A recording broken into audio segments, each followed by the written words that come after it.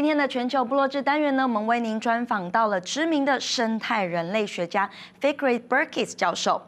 Berkes 教授从1991年起任教于加拿大的曼尼托巴大学，主要投入于研究人类社会与自然资源的关系。他是全球研究自然资源共管议题的重量级学者。Berkes 教授在上个月底来到台湾，针对台湾社会目前迫切的关键课题，透过在屏东还有台东鲁凯族部落的走动式工作坊，串联在地的原住民伙伴，也在花莲、台北等地举行系列讲座。现在我们就一起来听听 Berkes 教授在台湾期间有哪些观察，从他过往的经验当中又提出了什么样的建议，提供台湾政府部门以及原住民族部落在探究如何实践自然资源共管时的参考。Inavayan, it is our great honor to have Professor Fikret Berkes from the University of Manitoba, Canada, today with us to share with us his knowledge, observation, and suggestions. And so first, to start the show today, first I would like to ask Professor, could you please briefly introduce yourself to our audience? Yes, I'm a professor of natural resources at the University of Manitoba, and I've been working internationally as well as in northern Canada, where many different groups of indigenous people live. Mm-hmm. My main area is called commons. These are the kinds of resources shared by people and usually owned collectively by people, such as indigenous communities. A related area is resilience. I look at how people and environment respond to changes like climate change. Mm-hmm. Resilience is about keeping options and making adaptations as different changes occur. Right. So those are my main areas, and part of that is that I'm very interested in indigenous knowledge. That's my specialty. And I have a book called Sacred Ecology, which is used by universities worldwide. Yeah, I believe a lot of students here in Taiwan, they've also studied your book as well. So first I would like to ask you, since you are very experienced with international indigenous movement and also you've visited, you've make research in different countries with different indigenous peoples, what is your observation regarding the international indigenous rights movement in this recent probably 30 years? Yes, I'm not formally involved in the indigenous movement, as I'm not an indigenous person. But what I see happening internationally is that there's a great deal of change occurring in indigenous areas in many parts of the world, Southeast Asia, the Pacific, North America, definitely Canada and US, and Latin America. And what I'm seeing over the years, because since I'm fairly experienced and fairly old, I've had a chance to see some of this happen over the years. Yeah. What I'm seeing is that indigenous people have been marginalized for a very long time, but over the last 10 years, 20 years, there's an international movement, not necessarily an organized movement, but a great deal of international fervor, a great deal of cooking going on, where indigenous people are looking for ways of renewing their cultural backgrounds and traditions, but also finding ways of empowering themselves. And that includes, of course, being able to make decisions about environment and natural resources. I think that also brings us to a concept that is often discussed, and also because I just came back from New York from the United Nations Permanent Forum on Indigenous Issues, and the concept of co-management with the government regarding natural resources has been a long-term topic that is discussed in the international society and also back home in Taiwan. So I would like to ask you that, because that's also one of your expertise that you've been sharing around the world. What do you think as the core the critical factors or critical element if we want to have this effective co-management between indigenous peoples and government and also other relevant actors? Yes, yes. Yeah, precisely. Co-management is one of my areas, and this is the main reason I'm in Taiwan right now, to perhaps assist in some small way with what's going on here. My Taiwanese colleagues tell me that co-management has been under discussion since the 90s in Taiwan. Yeah. And I'm also beginning to think that this may be a good time in Taiwan to get more serious about co-management and maybe start putting it into action. Yeah. I define co-management as sharing of power and responsibility between a group of resource users, including indigenous resource users, and government. There are, of course, many definitions of co-management, but this idea of sharing decision-making power is key. Okay. But it goes also with the responsibility of exercising that power responsibly. And so this is the challenge, I think, in Taiwan, to share power and responsibility. Now, working in many different areas, co-management is not always a very popular concept. Yeah. Because many indigenous people that I've interacted with say, this is our land, our resources, we want full control, full sovereignty. Yes. And the governments are often saying, well, we have government rules and practices, and everybody follows these, and the decisions are made by the government. These two positions are, of course, impossible to carry out at the same time, because they run into a conflict. Yeah. So co-management is really a compromise. It's a position about sharing that power and responsibility, and also dividing up the duties of management, duties of stewardship. Yep. Because many indigenous people don't talk about management, they talk about taking care of the land, about stewardship, which I also see in Taiwan. Okay. And so this is the big issue that we're grappling with, and the main topic that I'm here. Okay, and I would like to ask you if you can give us example about, because I think the concept of power is quite easy for people to get, but what about responsibility? Can we have an example on, like, once we share the power, then what kind of responsibility can come with the power? In my earlier visit to Taiwan 3.5 years ago, we had some discussions with the Forestry Bureau. Yep. At the time, the people we talked to were not very responsive to the idea of co-management. I was asked to talk, and I said, well, co-management is important because it's just. That didn't impress anybody. Okay. And I said co-management is important because it's important for livelihoods of people. That didn't impress people very much.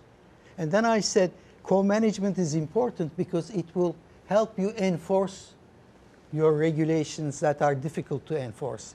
Then I got a lot of attention. Then they get it. Yeah, so the example really is, let's suppose that you have a tribal area where there's a lot of illegal logging going on. Some people see this as meaning, well, indigenous people do illegal cutting. I see this as lack of empowerment. So if the tribe in question is a partner in management, they will do a much better job of controlling illegal cutting than the government can ever do. Okay. And this is because indigenous groups want to maintain the forests just as much as government wants to maintain the forests. although you can never completely get rid of illegal cutting or other illegal activities, if you have co-management, enforcement would be much better. So this is one area that makes government quite interested. Okay. But the change, I think, in recent times in Taiwan is that it's more than just enforcement. I think the leadership in Taiwan sees sharing of some decision-making power, making it possible for people to use their traditional lands as an issue of human rights, which is what it really is. So co-management isn't so much about resources, it's about people. Yeah, okay. I would like to ask, as you mentioned about so for the community, we might have so once we have the power, we'll also have the responsibility to control the illegal activities within our own society. Yes. So that brings to my next question, because with our traditional practice or traditional livelihood, there's actually a social norm. There's actually a social structure that would, in a way, control our people, but also limit how we are using our natural resources.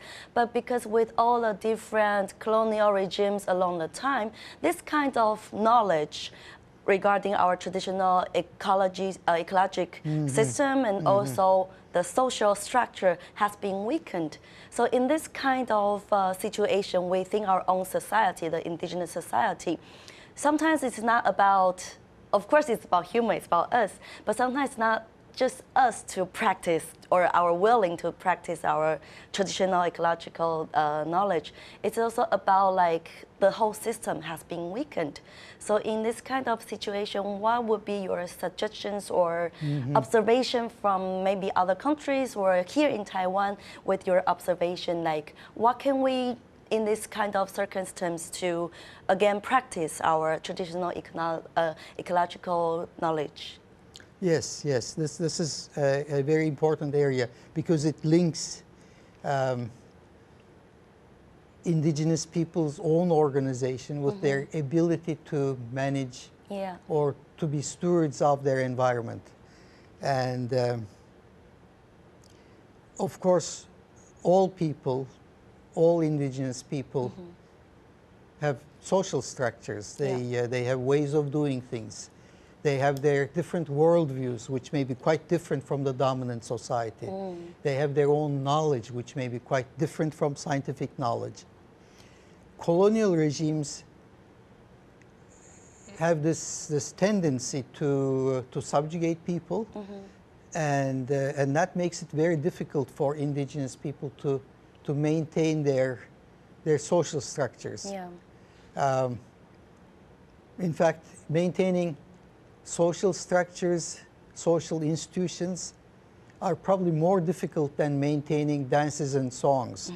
They are easier to pass on. But if people cannot exercise their own authority, they cannot maintain social structures. In Canada, where indigenous people were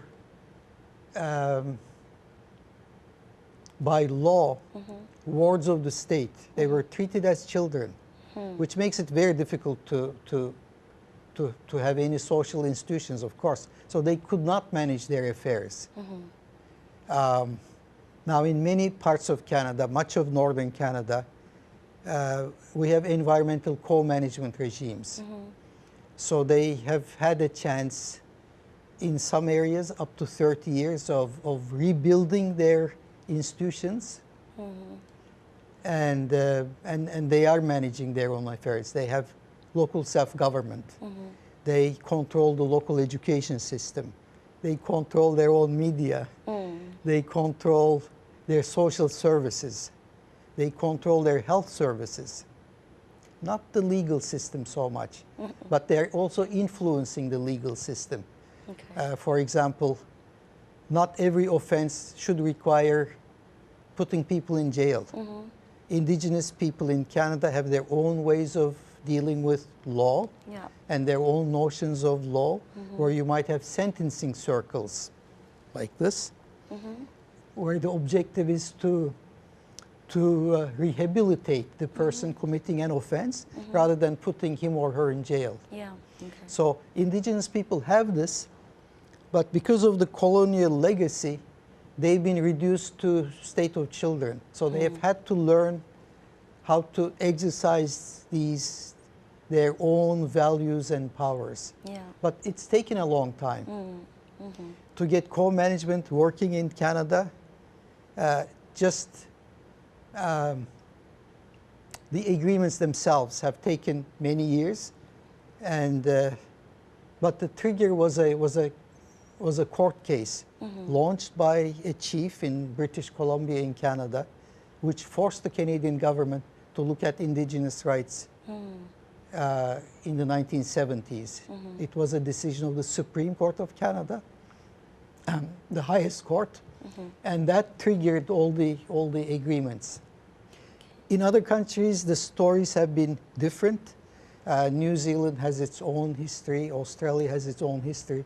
But what you find in many of these countries, that indigenous people now control a lot more of their lives, including their environment and resources. In Australia, indigenous territories, which are in some cases also protected areas, are completely controlled by indigenous people.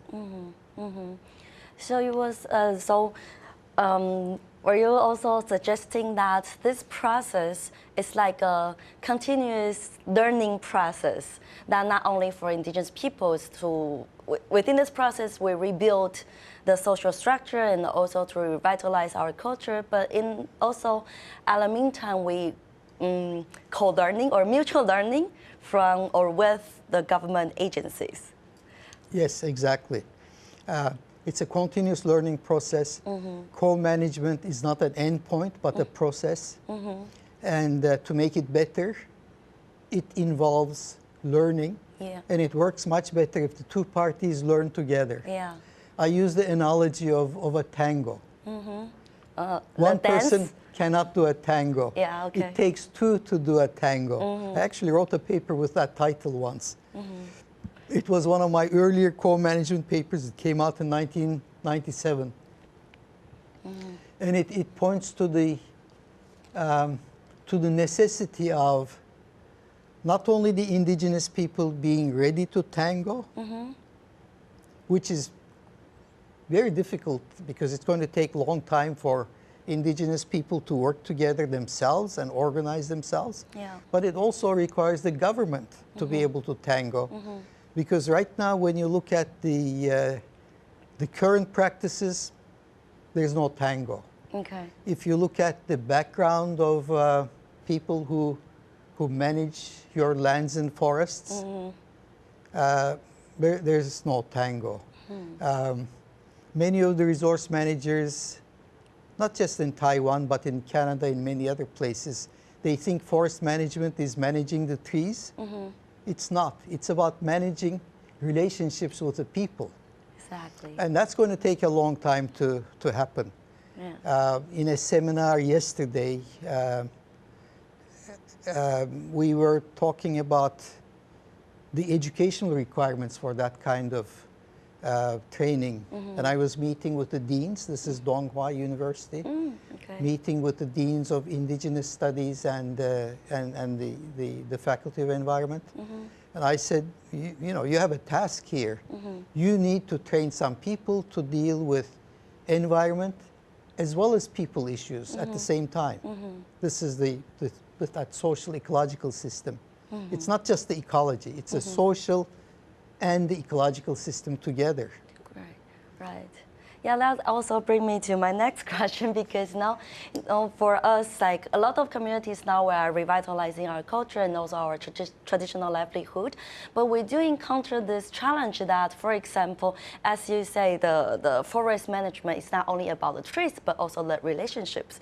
But with our current legal system, we treat, for example, national park as the nature itself, exclude people. So a lot of our people, when they go into the national park areas, when they were picking up like bamboos or they were hunting, then they are sentenced, because in a way they break the rule that they are not allowed to go into the national park and do such things.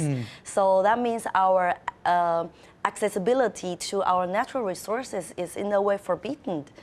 So for these circumstances, what would be your suggestions that how can we break through this, these barriers between nature and people? Because as you say, now we are not tangoing together. We are just doing our solo dance. Yes, and usually very bad solo dances. Usually very bad, exactly. But if you look at the dances of traditional peoples, it's tango, but in fact, it's a whole group of people linking arms and dancing together. So that's what we need. Okay, I'm going to address this in two parts. One, what to do with the legal system, and then two, linking it back to revitalization. Yes. Because I see cultural revitalization very much as a part of rebuilding these institutions.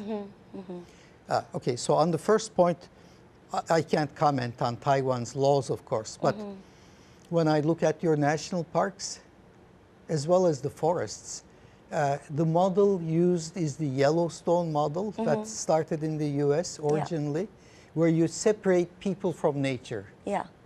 And then you have a park. Canada actually does not use a Yellowstone model.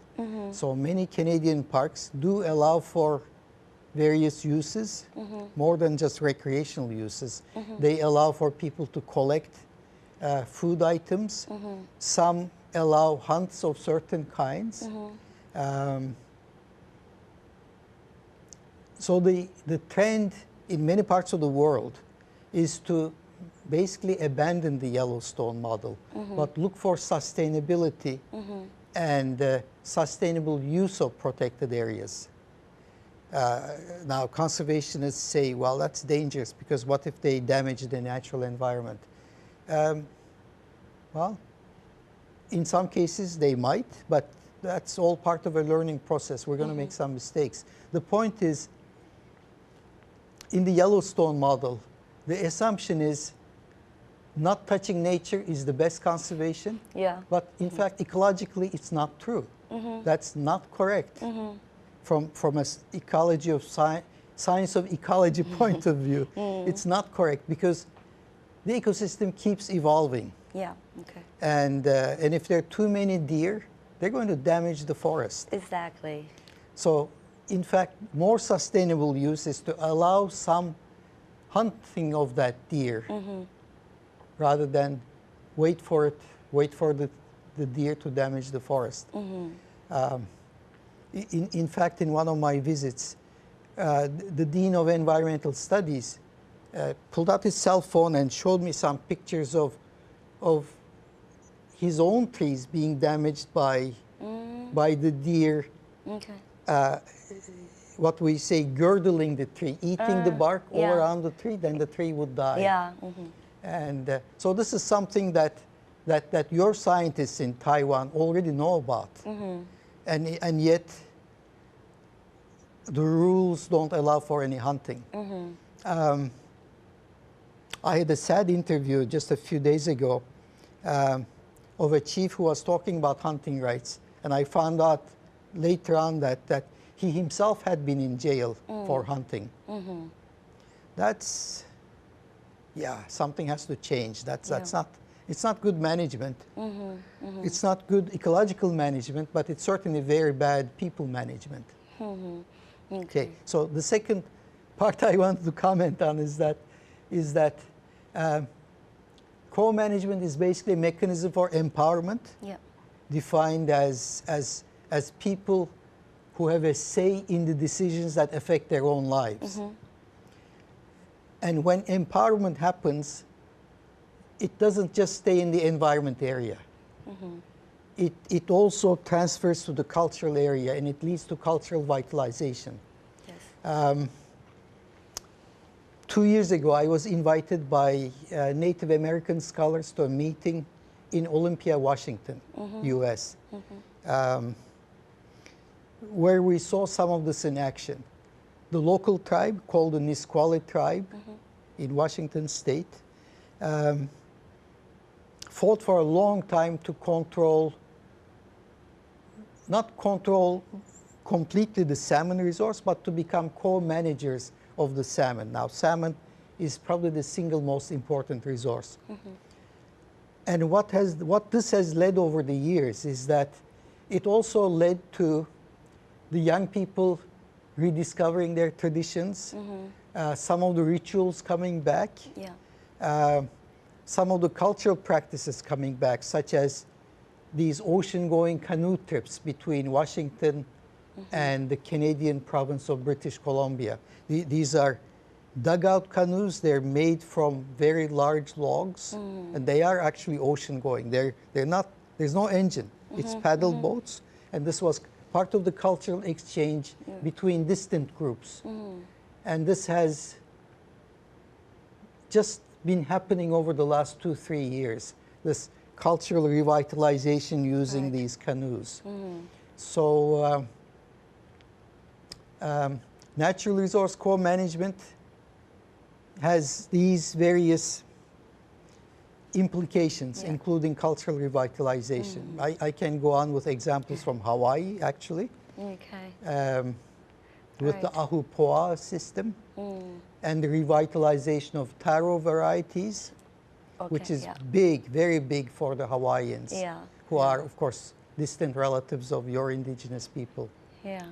So can I say that you're suggesting, like, when we are talking about natural resource management, it's actually like a whole system of revitalization, the knowledge and the culture and, It's a whole system of revitalization.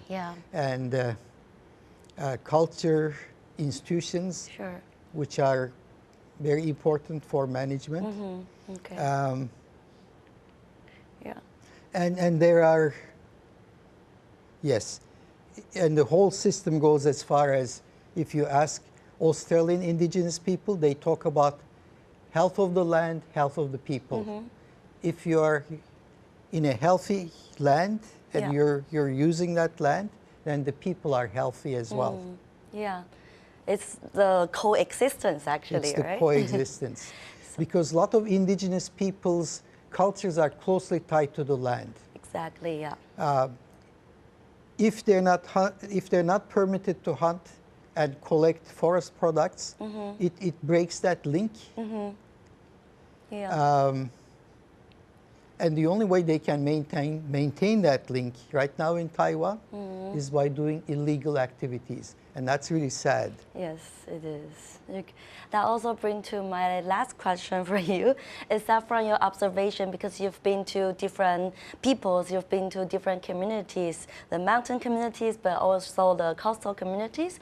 What is your observation that for our people, if we want to reach this co-management, first we have to deal with this power shifting and responsibility, of course, and also you've been mentioning about empowerment. So what do you see as maybe the first step that how we can translate all this talking, all this discussion from the 90s to now to really into actions? Yes. Well, I think the first step has already been taken. The talking? By visiting communities, but also visiting communities with people from the government in the group as well. I think you will have another TV program on this. But we were traveling with about 40 people. Of course, there's people come and go, but typically about 15 people from the Forestry Bureau. Another group from various indigenous groups, many scholars and graduate students, a lot of young people involved, some media, including 2 from your network, TV network. So there was a lot of this mutual discussion and sharing. The whole trip went very smoothly, which surprised me. Like there were people complaining about historical injustices, but in general, the tone was positive and forward-looking. In some of the communities, people were still bitter about past injustices, although I think the injustices, in fact, do continue under the law. And the forestry department people were quite clear that things were changing. And yes, so that's the first step. Okay. But it has to go farther than the talk. What I see happening is that there has to be some structures in place for the power sharing. Right now, it's done by individual projects and through community consultations. At some point, it has to go from this community by community, resource by resource, area by area, to become something bigger. And these are usually done through co-management boards. Boards have membership from indigenous groups as well as from governments, and then some technical experts as they're needed for a given case. You make an agenda, and you have periodic meetings once a month, once every 2 months. You go down the agenda. What works best is that you start with small problems, you solve the small problems, and you work together. So there's that learning. So the co-management becomes learning co-management, or what we have been calling adaptive co-management. So it's important to have some continuity in the people involved. And as they learn to solve one problem, they learn to learn. So that managing the forest, you develop certain skills, and it can be used for managing the coast and coastal resources. So that's adaptive co-management. It's really not that difficult. It's step by step, but it will take a long time, and it will take learning. Yes. So there has to be that building on experience, but keeping relationships of trust and respect and reciprocity. These are the three principles that Canadian Indigenous people talk about. You have to build trust, so that I know I can work with you. And that usually means overcoming prejudices, overcoming memories of bad experiences. Respect means being able to listen, but not just listen and hear.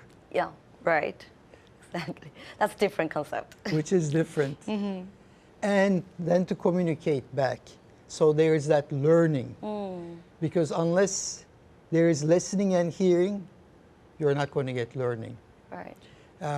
For Canadian Indigenous peoples, respect also means respect for my knowledge. So the government agencies have to drop the attitude that only we can manage. In fact, throughout the world, governance has become a bigger issue than government, because you got private-public partnerships. You have indigenous government partnerships. In Canada, we also have private company indigenous partnerships. So much of governance doesn't have to be done by the government. Governance can be done by partners. This is becoming a very widespread idea throughout the world, in Africa, in India. It's not, I'm not just talking about Canada here. It's international. And I guess I mentioned the third concept of reciprocity. This is the Canadian Indigenous view. Is knowing how to share. And if one side reaches out, then the other side has the obligation also to reach out. So reciprocity isn't just I scratch your back, you scratch my back. It's about willingness to reach out. And to learn and to work together. So I think the most important concept here we got from Professor Berkes is that the learning, and also we have to be patient as well with the time. We have to invest ourselves in times, right? Invest in time and be patient. Right. Because learning involves making mistakes. Exactly. Because people learn from making mistakes. So that also means we have to bear the risk we might be encountering with. And bear the risk and share that risk. Right. All right. Thank you very much, Professor. And thank you very much for sharing all the knowledge. I think it's like a lecture, condense your 30 or more like decades of knowledge into our short 30 minutes. Thank you very much. Thank you.